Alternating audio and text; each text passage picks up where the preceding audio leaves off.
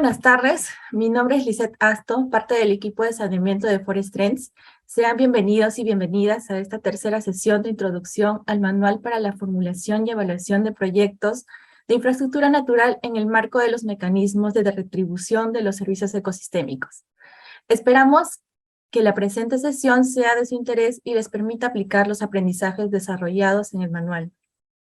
Es importante mencionar que todas las sesiones están siendo grabadas y estarán disponibles en la página web de Forest Trends, así como también las presentaciones de nuestros colegas y junto con la descarga del manual.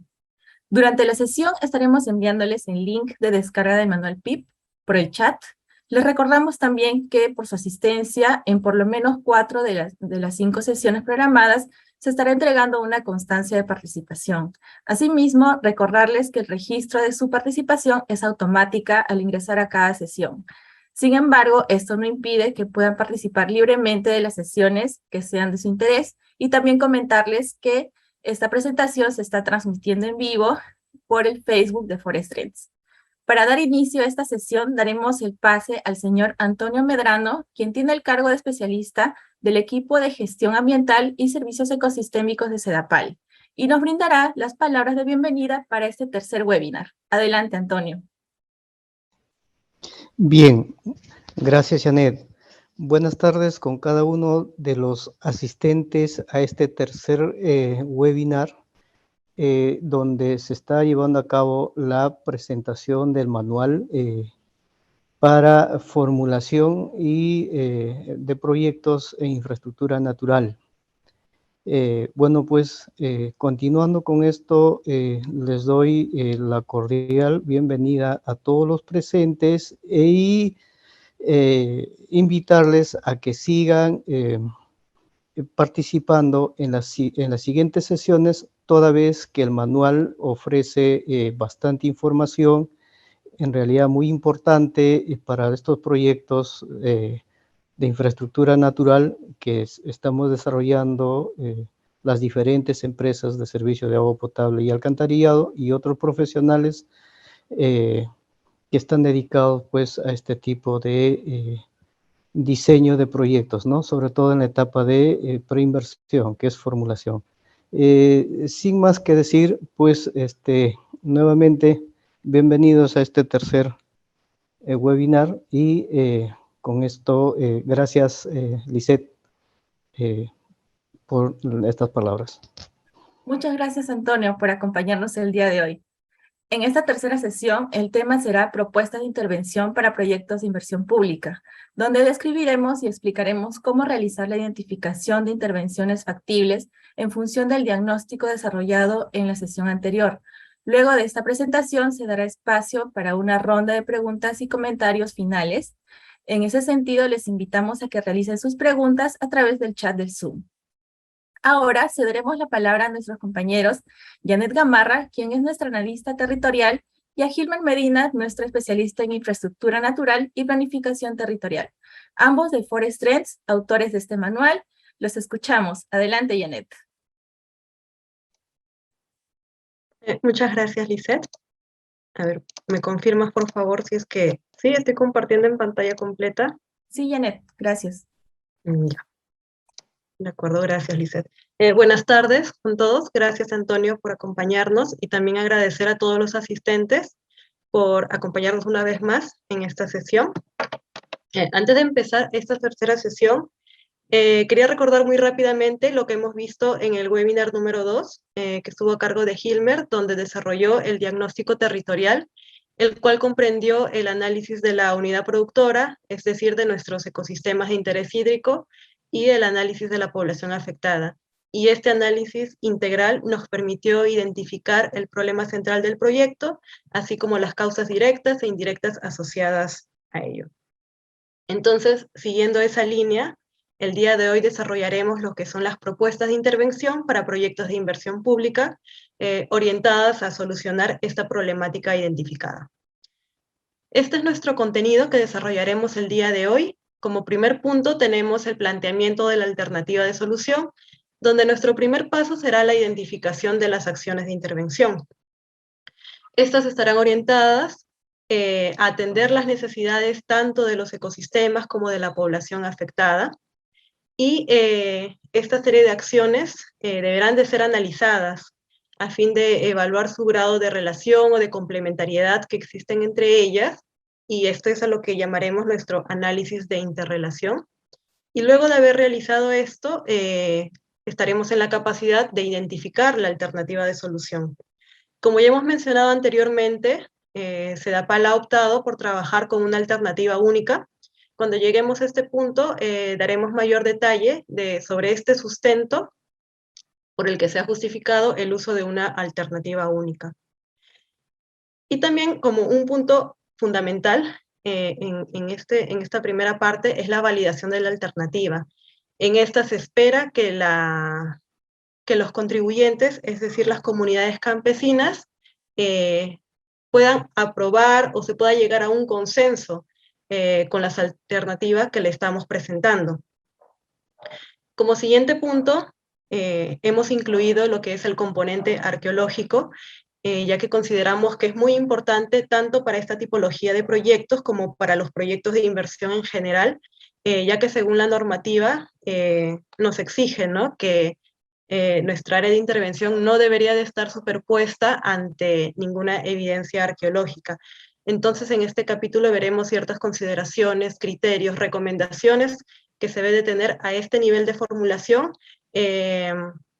a fin de prever y poder mitigar estos conflictos que se puedan generar y poder saber qué procedimientos administrativos seguir ante el Ministerio de Cultura en las siguientes fases del proyecto. Con estos dos puntos estamos cubriendo lo que es el primer capítulo de identificación. Ahora con el análisis técnico desarrollaremos lo que es el capítulo de la formulación. Y se podría decir que es la base fundamental para nuestra siguiente fase de ejecución, específicamente en lo que son los estudios definitivos y el expediente técnico, ya que depende de que este análisis técnico, en lo que respecta al análisis de tamaño, de localización, de tecnología, que esté muy bien sustentado para que esto nos permita agilizar la siguiente etapa. Y asimismo también estas intervenciones que hemos identificado deben de ser analizadas respecto a los peligros que podrían afectarlos. Y entonces para ello se plantean medidas de mitigación para la reducción del riesgo en un contexto de cambio climático. Y concluimos el análisis técnico con las metas físicas de los activos. Aquí veremos la cuantificación, ¿no?, de estas acciones y también de las actividades que están comprendidas dentro de ellas. Y como último punto, tocaremos lo que son los costos del proyecto, costos asociados directamente a las acciones de intervención. En primer lugar, los costos de inversión. Veremos a qué nos referimos con costos directos, costos indirectos. También los costos de reinversión. Estos costos que se desarrollan en lo que es en la fase de funcionamiento, ¿no? Veremos las particularidades de nuestros activos estratégicos, cuáles son los que necesitan, porque no todos, ¿no? No todos necesitan este tipo de costos, entonces ahí ya veremos las particularidades de cada uno de ellos. Entonces, iniciaremos con nuestro primer punto, que es el planteamiento de la alternativa de solución, con la identificación de acciones, la identificación de acciones. Cuando se iniciaron la formulación de proyectos en CEDAPAL, se priorizaba únicamente lo que es la recuperación y conservación de ecosistemas. Sin embargo, en este manual estamos proponiendo nosotros esta formulación desde un enfoque territorial, y que es algo que ya le hemos venido aplicando en varios proyectos. Y con esto nos referimos también a considerar a los actores que hacen uso de estos ecosistemas y por tanto de los servicios ecosistémicos que estos nos brindan. Entonces, en ese sentido, estas acciones estarán orientadas a atender esas necesidades que se encontraron tanto en el diagnóstico de los ecosistemas como en el de la población afectada. Estas acciones que estarán asociadas a la población afectada son también conocidas como acciones de retribución a los contribuyentes. Aquí en la tabla 31 aquí en la tabla 31, en este ejemplo, podemos ver una serie de acciones que se agrupan en medios fundamentales, o también conocidos componentes, ¿no? Vemos que hay un primer grupo que están asociados a acciones orientadas a recuperar el ecosistema principal y el ecosistema asociado. Y también tenemos un componente, el 2.3, que está referido a la adaptación al régimen de precipitaciones y temperaturas en un contexto de cambio climático. Por ejemplo, acá tenemos el componente 3.1, adecuado manejo de ecosistemas de interés hídrico. Aquí es donde generalmente encontraremos estas acciones de retribución a los contribuyentes. Por ejemplo, nosotros hemos identificado nuestra problemática del proyecto, ¿no? Que es la disminución del servicio ecosistémico de regulación hídrica. Pero sin embargo, si nosotros analizamos cuáles son las causas que sustentan este problema, por lo general nosotros encontraremos que en las microcuencas hay serios problemas de sobrepastoreo, de un manejo inadecuado del ganado, ¿no? Entonces, orientado a ello, nosotros podemos proponer acciones para revertir esta situación. Y ahí es donde hay acciones como estas de mejoramiento de pastos, mejoramiento del manejo ganadero, también se proponen acciones de, por ejemplo, de construcción de bebederos, instalación de parcelas, y todas estas acciones van a contribuir a revertir esta situación de degradación de ecosistemas que ejercen una presión sobre los bofedales, sobre los pajonales que están degradados, pero a su vez también va a generar beneficios locales para la población, tanto como mejora de su productividad o también mejora de ingresos, ¿no? Pero ven que estos objetivos están articulados con la recuperación y conservación de los ecosistemas, ¿no?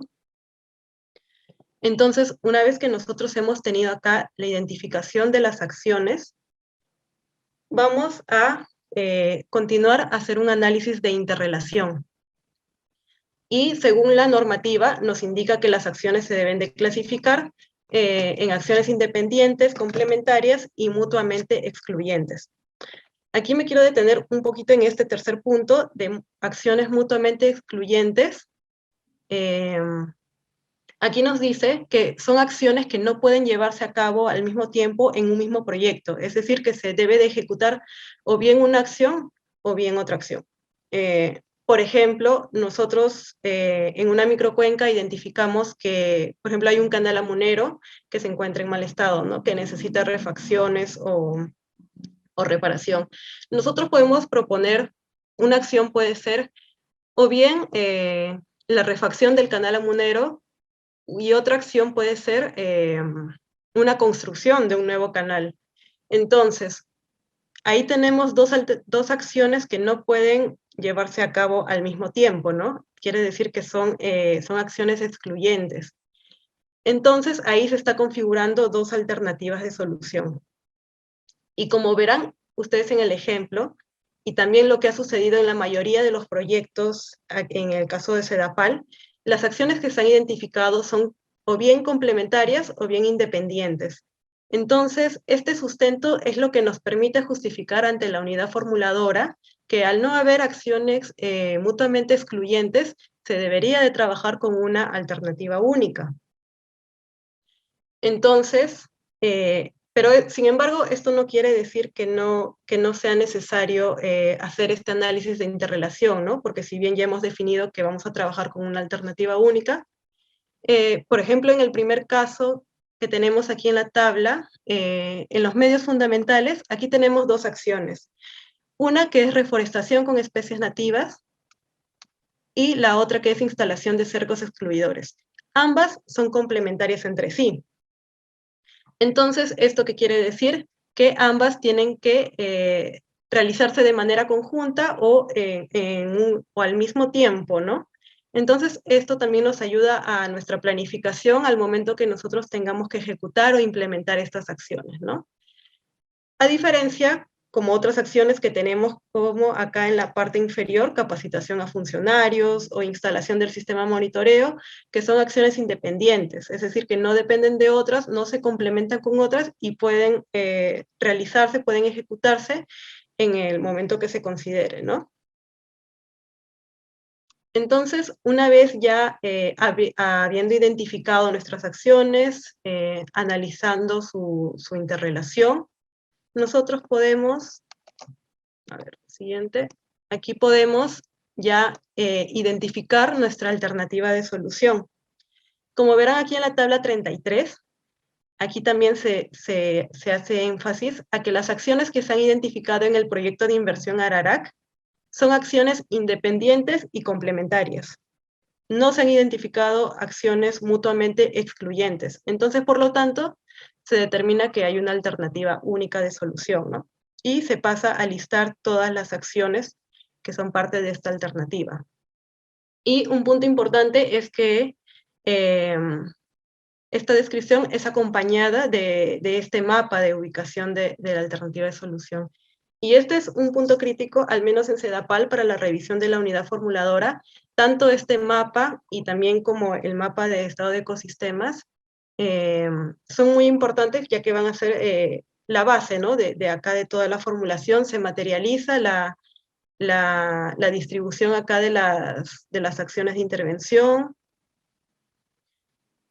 y por lo tanto este debe de ser construido de manera participativa, ¿no? con las comunidades. Y acá viene ya la validación de la alternativa de solución. Dentro del manual nosotros proponemos 4 talleres como mínimo a desarrollar con los involucrados, y en este tercer taller tendría el objetivo de la validación de acciones propuestas. Cabe mencionar que no necesariamente tal vez esto se puede desarrollar en un solo taller, sino tal vez se puede hasta en 2 o más, ¿no? Dependiendo de las condiciones ahí de cómo se esté llevando el proyecto. Acá nosotros tenemos 2 ejemplos con contribuyentes diferenciados. Acá en la parte izquierda tenemos la microcuenca Huascacocha con 12 propietarios privados.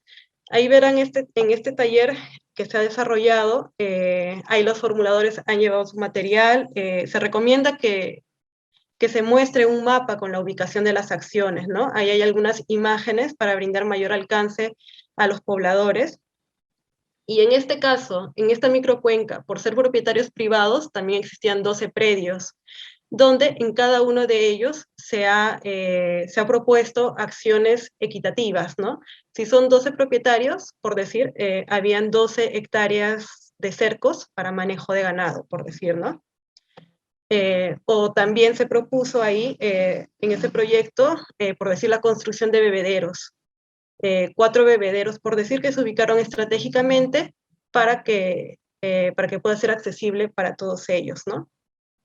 A diferencia, acá en el siguiente taller, que fue en la comunidad campesina de San Bartolomé, esto ya se trataba de un territorio comunal, donde ahí bueno, no se ve con claridad, pero ahí hay un papelote con el mapa de la microcuenca y las acciones distribuidas. En este taller se mostró la ubicación de las acciones, se absolvieron las dudas de los comuneros, y en ese tercer taller se pudo votar a favor, aprobando la alternativa de solución, ¿no? No hubo muchas discrepancias porque también se involucró a la comunidad desde el inicio de la formulación. Entonces ellos ya tenían conocimiento de las propuestas, de lo que se venía a hacer, y sobre todo que se recogieron sus necesidades, ¿no? Sus intereses. Y aquí tenemos un punto importante, que son las consideraciones arqueológicas. Estos proyectos, al localizarse en microcuencas, donde con la presencia de cochas, de bofedales, es muy probable, ¿no?, que los pobladores antiguos también hayan hecho uso de estos recursos. Entonces, por lo tanto, es altamente probable de que se encuentre evidencia arqueológica en este tipo de espacios. Entonces, y según la normativa, nos pide que no exista, ¿no?, una superposición entre el área de un proyecto con elementos arqueológicos, ¿no?, que puedan dañarlos, perjudicarlos. Entonces, aquí tenemos nosotros ciertas recomendaciones de acuerdo con las distintas fases de los proyectos. Si bien es cierto, para este nivel de formulación no es muy exigente, y lo que se recomienda es una evaluación arqueológica de superficie. Puede ser de gabinete o puede ser de campo. Esto también dependiendo de los recursos con los que se cuente en ese momento, ¿no? Para poder realizar una evaluación de campo. Pero lo que se recomienda sí es la evaluación de gabinete. Y aquí podemos ver estas tres principales recomendaciones por las que se debe de iniciar esta evaluación. Primero, una investigación bibliográfica, luego podemos hacer una consulta de superposición con base de datos de sitios arqueológicos. Aquí me refiero a base de datos de fuentes oficiales, por ejemplo, puede ser el portal SIGDA del Ministerio de Cultura, o también puede ser el portal de datos espaciales del Perú, el GeoIDEP. Y también se concluye con el análisis arqueológico usando imágenes satelitales. Aquí podemos emplear lo que es la plataforma Google Earth, donde es muy probable que identifiquemos evidencias arqueológicas que no necesariamente estén reconocidas por el Ministerio de Cultura, pero es importante detectarlas, ¿no? En esta etapa. Y esta detección temprana nos va a permitir resolver estos posibles conflictos de superposición para que una vez que nosotros pasemos a la siguiente fase de ejecución, no tengamos problemas, ¿no? En lo que es la gestión del CIRA y otros procedimientos administrativos que tendríamos que hacer ante el Ministerio de Cultura. Ahora veremos un caso aplicativo, que esto lo podemos encontrar en el anexo 10 del manual, que es el informe de diagnóstico arqueológico. Estas consideraciones están aplicadas para el proyecto Intercuenca Laraos, y ahí en ese anexo podrán encontrar el documento completo. Aquí les mostraré un resumen aplicando estos tres pasos, ¿no? De la evaluación arqueológica de gabinete. Primero se hizo una investigación bibliográfica, ahí hay un poco de la vasta bibliografía que se revisó para ese proyecto.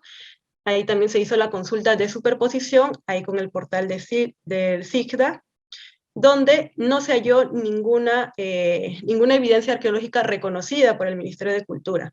Pero sin embargo, cuando se llega al tercer paso, que es el análisis con imágenes satelitales, ahí podemos ver en estas dos imágenes que sí se han hallado estructuras arqueológicas, ¿no? Dentro del área de intervención del proyecto. Aquí podemos ver unas estructuras cuadrangulares, medias trapezoidales, ¿no? Y también un punto importante para los que no tenemos amplio conocimiento en estos temas arqueológicos, si es que no sabemos qué criterio seguir o cómo reconocer, ¿no? Estas evidencias, qué patrones tienen estas, ¿no? Si son líneas o qué tipo de estructuras podemos nosotros reconocer y que nos den una idea que se trata de restos arqueológicos.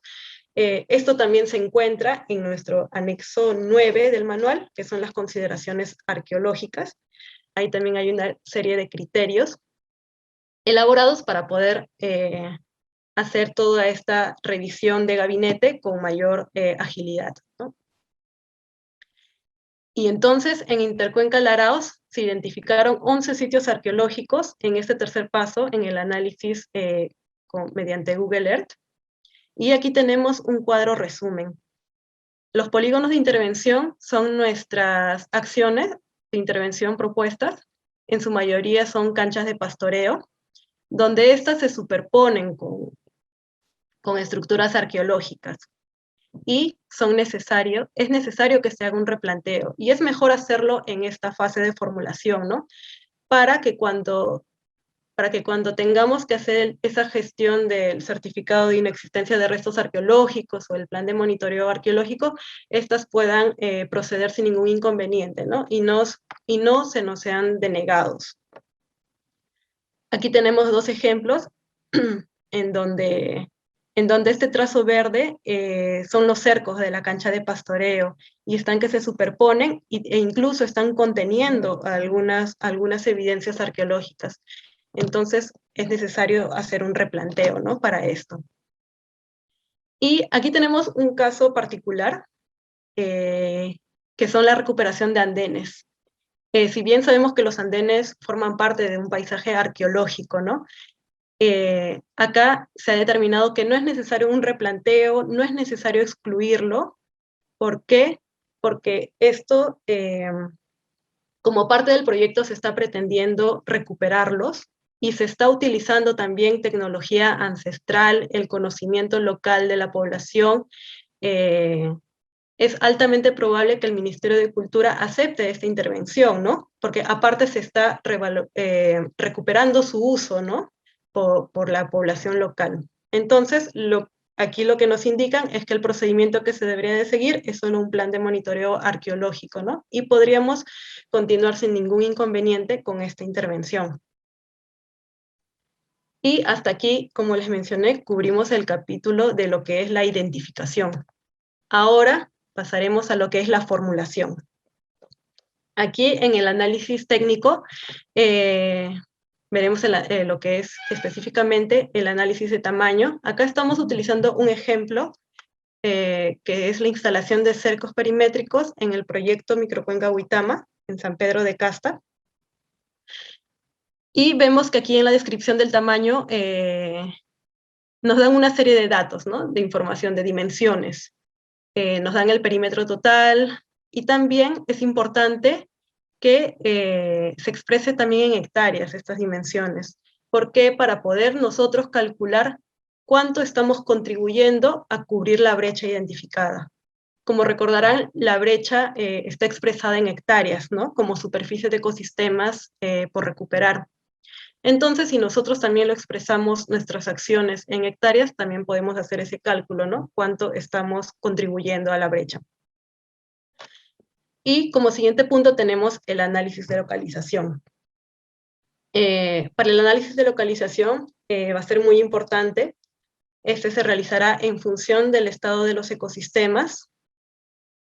Y, por ejemplo, aquí tenemos que en el caso de los bofedales, estos en el diagnóstico se identificaron como degradados, ¿no? Entonces, en estos bofedales será donde se localizarán nuestra acción, ¿no? De cercos perimétricos excluidores. Este trabajo de campo es importante que se realice con el acompañamiento de algunos representantes que designen la comunidad. ¿Quién mejor que ellos para que nos indiquen, ¿no? Si es que es una zona adecuada o no, ¿no? Para no interferir con algunos de los usos que ellos tengan, ¿no? En esas zonas. Y también se recomienda que esta ubicación se exprese en coordenadas, ¿no? Para tener una localización más precisa. Y en cuanto a la tecnología nos va a indicar cómo debemos de hacerlo, qué materiales, bajo qué método, qué actividades va a requerir ciertas acciones. Y entonces aquí lo que vamos a hacer es describir las actividades que corresponden a los cercos excluidores, ¿no? Primero se inicia con la limpieza, el trazo replanteo y la instalación de los cercos perimétricos. Aquí lo que se recomienda para todas las acciones es que se priorice el conocimiento de la población local y también emplear materiales que se encuentren ahí cerca de la zona. Esto para evitar el menor daño o que el impacto sea el menor posible en estos ecosistemas, ¿no?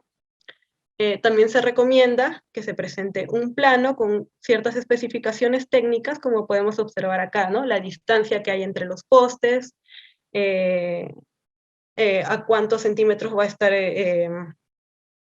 enterrados, se van a hacer los hoyos, y todo ello, ¿no? Ahí está una serie de especificaciones, y como les mencionaba, tanto el análisis de tamaño, de localización y de tecnología se tiene que realizar para cada una de las acciones, ¿no? Y con eso ya tendremos una base sólida para poder iniciar con la elaboración del expediente técnico, ¿no? En la siguiente fase del proyecto. Y para que estas acciones sean sostenibles en el tiempo, es importante evaluar qué tipos de peligros están expuestas estas, cómo estos impactarían en nuestros activos. Y entonces para ello se generan medidas de mitigación, ¿no? Que disminuyan estos riesgos. Por ejemplo, aquí en este proyecto de Quebrada Esperanza en San Bartolomé, se han identificado en esta acción, por ejemplo, vasos hídricos, que son como pequeñas depresiones que sirven para almacenar y también para infiltrar el agua. Aquí los formuladores han identificado los peligros que podrían afectarlos, serían las precipitaciones intensas y los deslizamientos, ocasionando colmataciones o roturas. Entonces, se identifica, ¿no? ¿Qué medida de mitigación puede ayudarme a mitigar a reducir este peligro, ¿no? Entonces, en este caso se ha identificado que son los diques de piedra y de arcilla. Esto también es importante, identificar estas medidas, porque estas se pueden agregar o bien como actividades o bien como acciones. En este proyecto, en el análisis técnico de los vasos hídricos se ha incluido estos diques de piedra y arcilla, teniendo en cuenta que estas son parte de las medidas de mitigación, ¿no? Y aquí el último punto del análisis técnico ya son las metas físicas. Aquí lo que haremos será cuantificar las dimensiones tanto de nuestra acción como de las actividades que nos van a ayudar a lograr estas acciones, ¿no? Estas son cuantificadas y también se expresan en metas y en unidades de medida. Esto es muy importante, ya que va a ser la base de toda nuestra planificación y de nuestro presupuesto de aquí en adelante, ¿no? Del proyecto. Y como les mencionaba, estas metas físicas serán con las que se desarrollarán los costos del proyecto, ¿no? Y aquí ya Hilmer nos explicará un poco más sobre esto.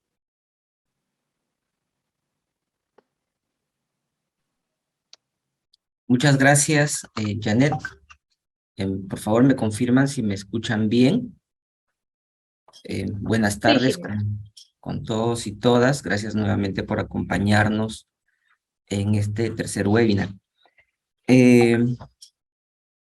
Cuando hemos llegado a este punto, a definir costos, nosotros consideramos que ya la formulación del proyecto está bastante avanzado.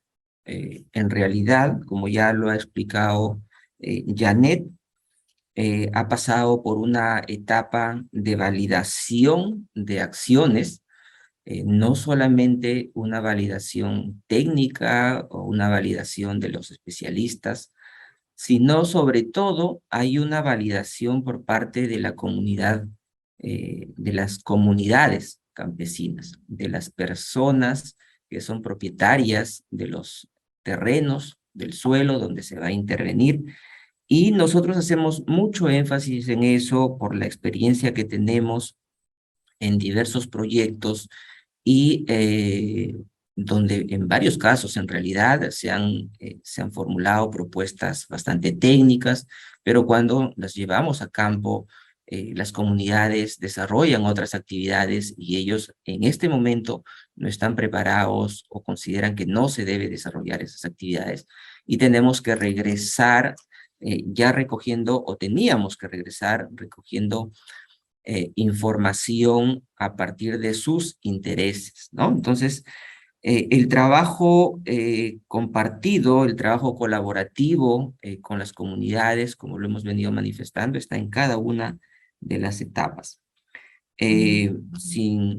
Lógicamente en el trabajo de la revisión arqueológica también, pero me voy a centrar un poquito más también en mencionar algunos casos, sobre todo relacionado al análisis técnico que ha desarrollado bastante bien Janet, pero no quería dejar de mencionar ahí, por ejemplo, cuando se analiza la tecnología, la importancia de recoger los conocimientos ancestrales de las comunidades, ¿no? Como ustedes han visto o están viendo en el manual, hay muchas intervenciones que con seguridad son muy bien manejadas por las comunidades campesinas y es una de las cosas que nosotros buscamos promover en este tipo de intervenciones, ¿no? Básicamente siembra y cosecha de agua con tecnología ancestral o basada en tecnología y conocimiento ancestral.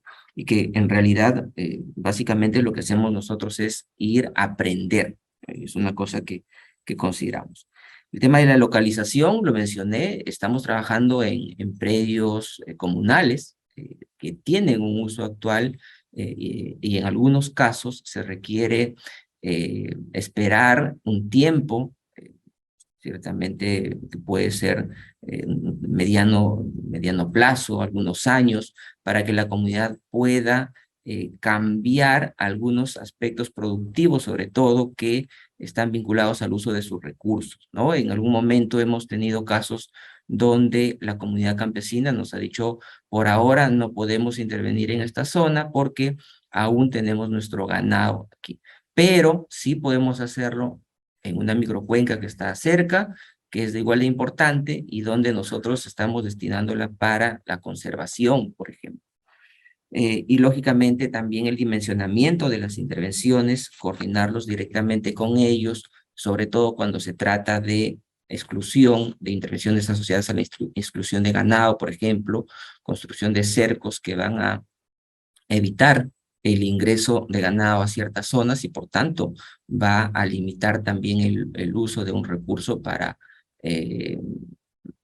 la actividad, en algunos casos, productiva más importante de algunas comunidades, ¿no? Entonces, en esa línea es que nosotros buscamos tener un trabajo muy cercano con las comunidades, ¿no? Partiendo de un conocimiento o basándonos en un conocimiento de cómo funciona el territorio a nivel local. Y con toda esa información, con todo ese trabajo técnico, con ese trabajo colaborativo con las comunidades, vamos ya a pasar a una de las etapas claves de la formulación del proyecto, que es la estimación de los montos de inversión, los costos de inversión, ¿no? Que básicamente se van a basar en las metas físicas que se han establecido previamente y que ya Janet ha detallado. Y básicamente lo que se hace aquí es utilizar o aplicar dos modalidades, ¿no? Una, precios por unidad de medida, que es lo que más hemos usado, o precios unitarios. En el caso de Zapal podemos usar cualquiera de estos dos métodos, por ahora nos han funcionado bastante bien, aunque seguramente la recomendación siempre va a ser hacia el uso de los precios unitarios porque nos van a dar un mayor detalle y seguramente mayor precisión. En el caso de Sedapal decía, nos ha estado funcionando bien el uso de precios por unidad de medida, básicamente porque Sedapal ya tiene un número importante de proyectos formulados y a la fecha tenemos costos referenciales. Sedapal tiene costos referenciales para una serie de intervenciones, ¿no? La construcción de cercos, por ejemplo, tenemos allá algunos valores referenciales en relación al metro lineal, para la construcción de zanjas de infiltración igual, y así para otro tipo de intervenciones, amunas, por ejemplo, ¿no? Como ustedes pueden ver, también en las tablas 45 y 46, siempre bajo el estándar que marca la norma, trabajamos con costos directos. Hay un pequeño ejemplo que se está mostrando en esta presentación. Un poco más de información la tenemos en el manual y sobre todo en los anexos que se han incluido. Solamente para mencionar aquí, por ejemplo, hay una acción asociada a la reparación de un canal amunador, ¿no? Estamos hablando de un canal de poco más de 1 kilómetro, que tiene un costo estimado de con más de 100,000 soles en función de las actividades que se han previsto. También mencionar aquí que necesariamente debemos incluir los costos indirectos del proyecto y para el caso de Sedapal, en coordinación con la unidad formuladora, se ha establecido los siguientes rubros, ¿no? El costo, la gestión, un porcentaje, en el ejemplo tenemos el 5%, aunque debo acotar aquí que en los últimos meses este porcentaje se ha incrementado un poco y va a depender en realidad de la institución que esté a cargo de la formulación y el financiamiento del proyecto, ¿no? La elaboración del expediente técnico también, en este caso está fluctuando entre el 8 y 12% en función del tamaño de la inversión, 5% para supervisión de expediente técnico y también la supervisión y liquidación de la ejecución física de la obra, ¿no? Esos porcentajes, como vuelvo a mencionar, son referenciales y va a depender siempre de la institución que esté a cargo de la formulación.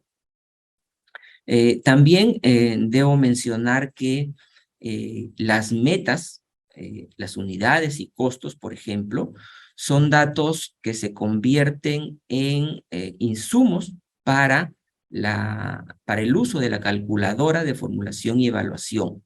Y esto es importante porque, como ya hemos mencionado en la primera sesión y en la presentación del manual, la calculadora para formulación y evaluación es una herramienta que nos ayuda a agilizar mucho el trabajo, nos ahorra mucho tiempo y además estandariza procesos. Entonces, estos datos que estamos generando aquí van a poder, no, tienen que ser utilizados luego como datos de entrada a esta calculadora de formulación y evaluación. Y en la siguiente lámina, básicamente lo que tenemos es un ejemplo. Janet, ¿me puedes ayudar, por favor, con la siguiente lámina? Sí, y lo que tenemos aquí es un detalle mayor de solamente una actividad que está asociada, bueno, una actividad bastante específica, que es la construcción de una cocha, que está asociada a un proyecto en el distrito, la comunidad de San Pedro de Laraos, en la zona de Santa Eulalia. Entonces, como ustedes pueden ver, la estructura del presupuesto es bastante sencilla en realidad, y el detalle, el nivel de desagregación va a depender siempre del especialista, de la tecnología que se vaya a utilizar, se considera siempre los rubros necesarios para poder alcanzar la meta, ¿no? En este caso se ha considerado mano de obra, básicamente los costos asociados a la mano de obra, costos asociados a equipos. El tema de equipos, por ejemplo, en este proyecto se ha considerado topografía, el nivel topográfico, estación total, miras, jalones, básicamente porque aquí había un trabajo de levantamiento topográfico asociado a sistemas de andenería, por ejemplo, ¿no? Entonces, si no hay sistemas de andenería, probablemente, este rubro no sea necesario. Mano de obra, siempre, la mano de obra local hay que considerarla siempre, es, digamos, una de las formas o uno de los tipos de beneficio que nosotros estamos considerando hacia la comunidad. Beneficios durante la ejecución del proyecto, ¿no? Y los materiales, de igual manera, todo el detalle necesario para que se pueda conseguir este producto específico, que en este caso es la construcción de 3 cochas, ¿no? Que están resaltadas ahí de color rojo. Una de las cosas que debo mencionar aquí es que nosotros, como parte del proceso de aprendizaje, de construcción de la casuística para formular estos proyectos, hemos encontrado que una de las variables que más influye en los costos está asociado a la logística. ¿Okay? En alguna de las presentaciones hemos mostrado mapas donde están ubicados los proyectos que tiene Sedapal, y no todos tienen la misma facilidad de accesibilidad, ¿no? El acceso al proyecto, por ejemplo, este caso de la Intercuenca del Araos, es bastante sencillo porque está muy cerca de una carretera en muy buen estado. Está muy cerca de la capital del distrito. Pero tenemos un par de proyectos más en la misma comunidad de Laraos, en el mismo distrito de Laraos, que requieren de un desplazamiento adicional de 1 hora en vehículo y entre 2 a 3 horas de transporte en acémil. Entonces, si nosotros vamos a construir un cerco, por ejemplo, en el proyecto Intercuenca del Arauz, va a tener un costo por materiales, mano de obra, equipos, quizás un costo también por logística, transporte, pero cuando vamos a costear estos otros proyectos que están más alejados, la logística sube bastante. Y eso es algo que inicialmente, por ejemplo, la unidad formuladora se preguntaba, ¿y por qué hay tanta diferencia entre un proyecto y otro, o entre los costos de una actividad y otra, cuando se trata de lo mismo? ¿No? Si vas a construir 1 kilómetro de cercos aquí, ¿por qué te cuesta el doble el mismo kilómetro de cerco en el otro proyecto? Y esa diferencia está asociada a temas de logística en nuestro caso. Entonces, eso también ha sido algo que hemos tenido que explicar, sustentar a la unidad formuladora para que se pueda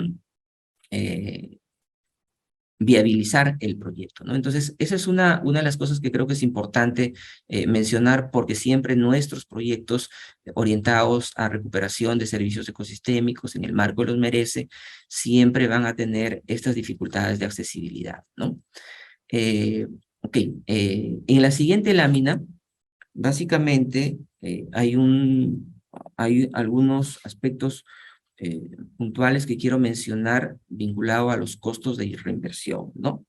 Estos costos ya aplican para la fase de funcionamiento, es decir, en este punto el proyecto ya se ejecutó, ya concluyó, y luego de algunos años se requiere cambiar, por ejemplo, o renovar algunos activos que, digamos, tienen una vida útil menor a la que se ha considerado como horizonte de evaluación. Si tú estás considerando un horizonte de evaluación, como es en el caso de CEDAPAL de 20 años, y has considerado, por ejemplo, instrumentos de monitoreo, esos instrumentos de monitoreo se tienen que renovar, ¿no? Se tienen que cambiar luego de, no sé, 5 años, 7 años, 10 años. El tiempo nos los va a tener que indicar el especialista, estarán en función de las características de los equipos, por ejemplo, ¿no? En la tabla 48 del manual, ustedes ahí tienen un ejemplo. En este caso, los activos son multiparámetro y limímetros, y en este caso, pues se ha considerado un número de años para que se puedan renovar con un monto de un poco más, o de más de 20,000 soles, ¿no? Reitero, estos datos siempre van a estar, asociados a activos que terminen su vida útil antes o dentro del horizonte de evaluación.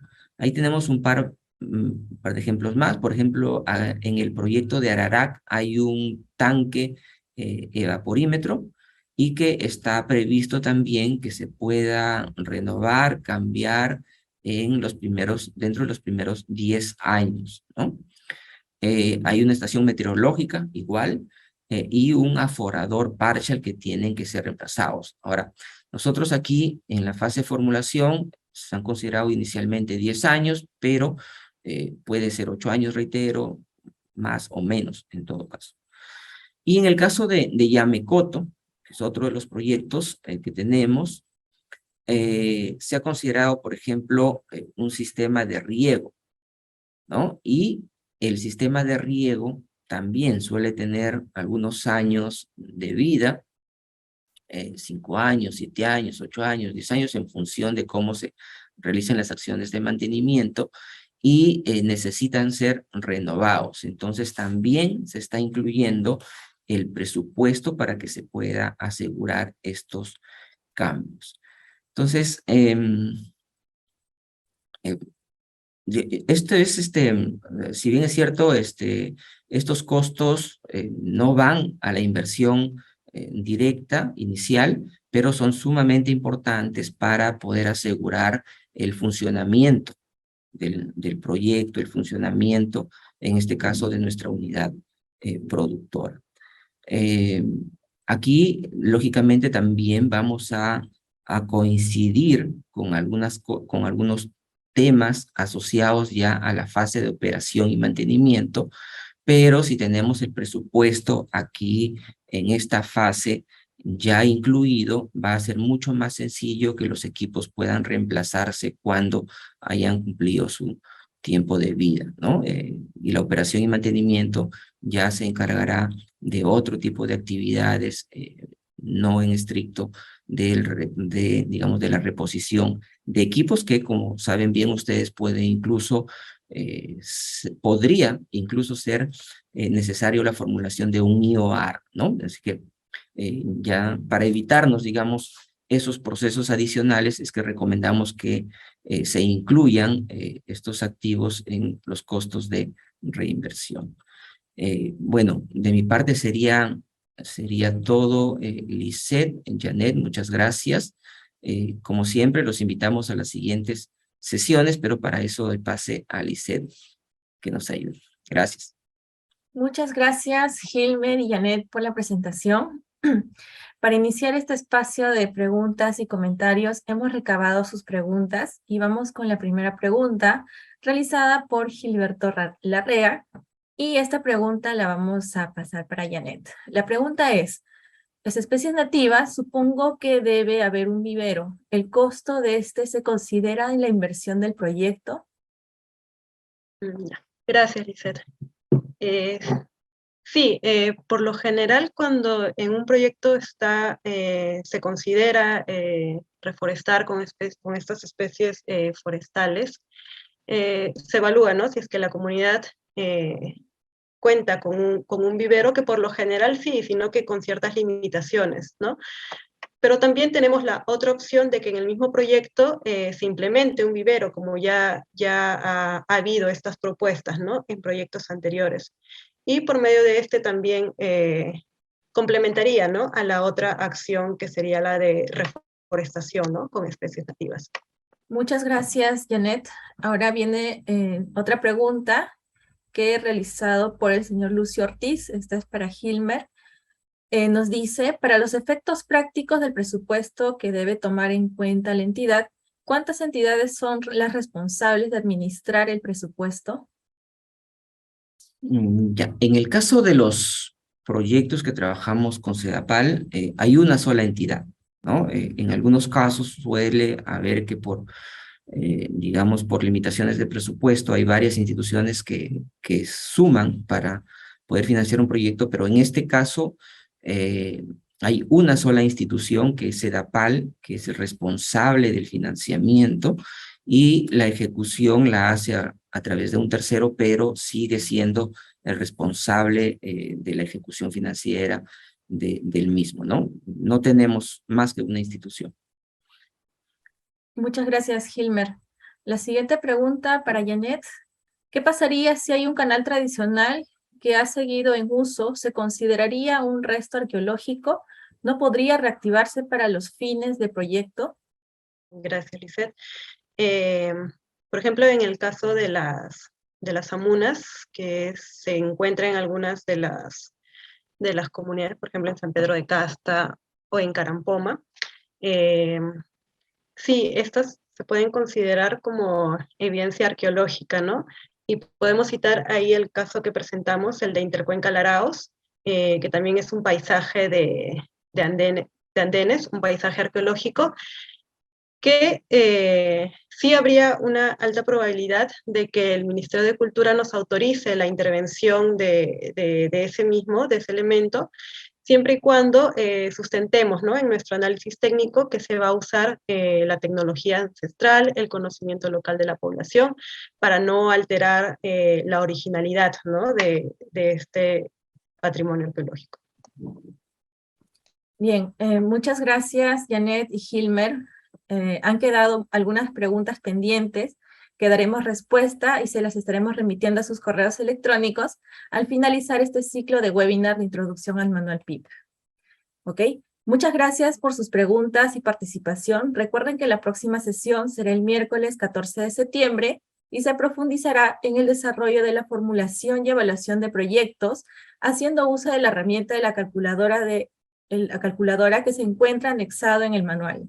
Esperamos contar con su asistencia. Ahora damos el pase a Óscar Angulo, líder del equipo saneamiento, para sus palabras de cierre, y con esto damos por finalizada esta sesión. Muchas gracias. Adelante, Óscar.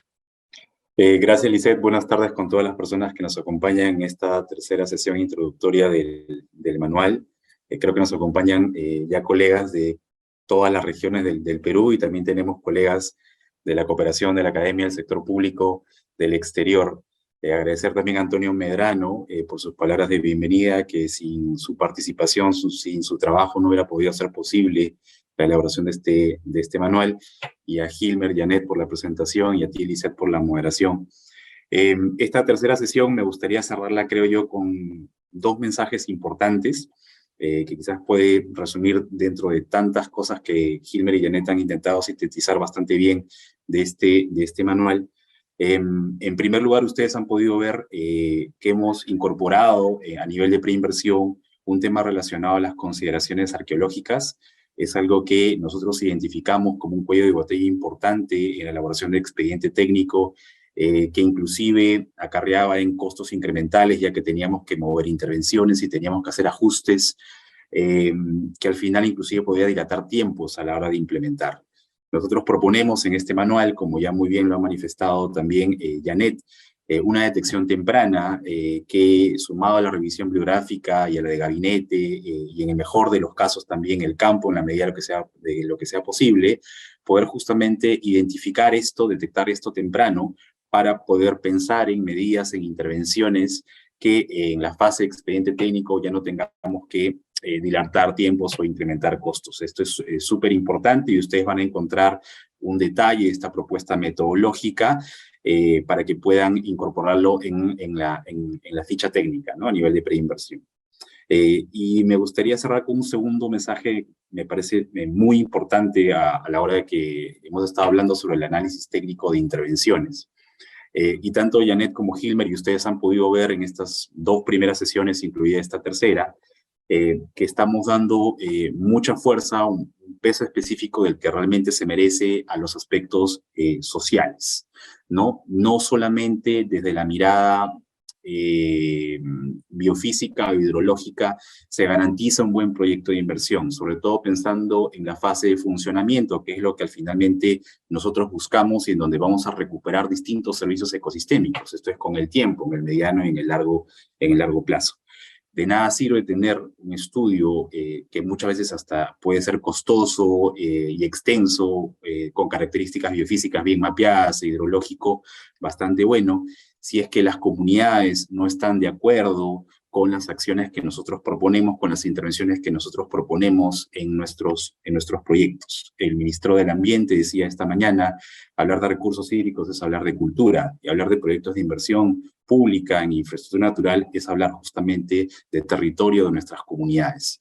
Entonces, ese es un aspecto muy importante a considerar, y ustedes lo están viendo a lo largo de estas sesiones como la base, justamente el corazón de estos proyectos de inversión pública en la tipología de infraestructura natural, mapear bien con las comunidades con las que estamos trabajando, entender las percepciones, las motivaciones, los incentivos, porque justamente ellos le van a dar vida en esa fase de funcionamiento a las intervenciones que nosotros propongamos en estos proyectos. Ok, dicho esto, entonces doy por culminada esta tercera sesión e invitarlos al próximo miércoles 14, en donde hablaremos de la calculadora para la formulación y evaluación de proyectos de inversión pública en infraestructura natural, y con esto doy por concluido esta sesión. Muchísimas gracias.